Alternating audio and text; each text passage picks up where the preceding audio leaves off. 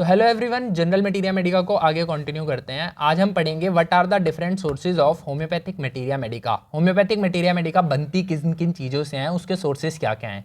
तो इसमें सबसे पहला जो सोर्स होता है वो होता है proving on healthy human beings. Healthy human beings पे प्रूव करके हम सब्जेक्टिव सिम्टम्स का पता लगा सकते हैं। सब्जेक्टिव सिम्टम्स जैसे cutting pain, griping pain, feather like sensation, इस तरीके के जो सिम्टम्स है ना वो हमें मिलते हैं हेल्दी ह्यूमन बींग्स पे प्रूविंग करने के बाद। Now proving on healthy animals पे प्रूव करके हम ऑब्जेक्टिव सिम्टम्स, जो सिम्टम्स डॉक्टर ऑब्जर्व करता है उनको देख सकते हैं। और इसमें हम पैथोलॉजिकल चेंजेस को भी स्टडी कर सकते हैं। अगर हम लोअर एनिमल्स को अपनी ड्रग्स देंगे तो उसमें हम पैथोलॉजिकल चेंजेस की स्टडी भी कर सकते हैं। Now clinical observations. तो क्लिनिकल ऑब्जर्वेशंस क्या होती हैं? कोई ऐसा सिम्टम जो कि ड्रग प्रूविंग के टाइम पे नहीं आया था, बट क्लिनिक में वो पेशेंट आया, हमने उसको वही सेम रेमेडी दी और उससे वो पेशेंट क्योर हो गया, तो उसको भी हम अपनी मटीरिया मेडिका में इंक्लूड कर लेंगे as a clinical symptom. Accidental source, जैसे एक्सीडेंटली डिस्कवर हो गया कि ब्लाटा ओरिएंटालिस अस्थमा में यूजफुल हो सकता है।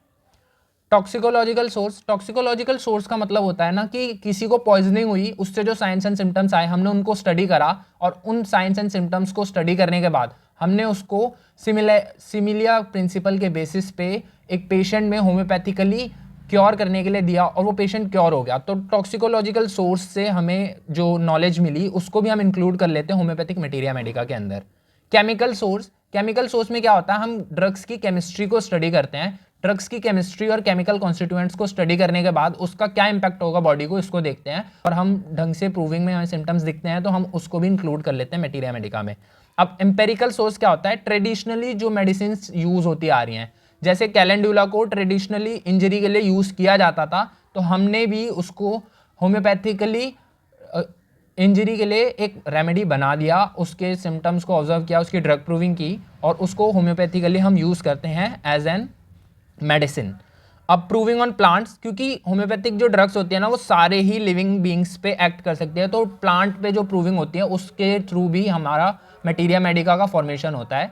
एंड डॉक्ट्रिन ऑफ सिग्नेचर का मतलब है कि देखो, एक्सटर्नल फिजिकल अपीयरेंस किसी प्लांट की कैसी है या एनिमल की कैसी है, उससे हम पता लगाएंगे कि वो क्या साइंस एंड सिम्टम्स प्रोड्यूस करेंगे। ये काफ़ी ओल्ड तरीका है और ये बहुत उतना ज़्यादा रिलायबल नहीं होता, बट कई सारे ड्रग्स की प्रूविंग इसके बेसिस पे भी की जाती है, डॉक्ट्रिन ऑफ सिग्नेचर के बेसिस पे।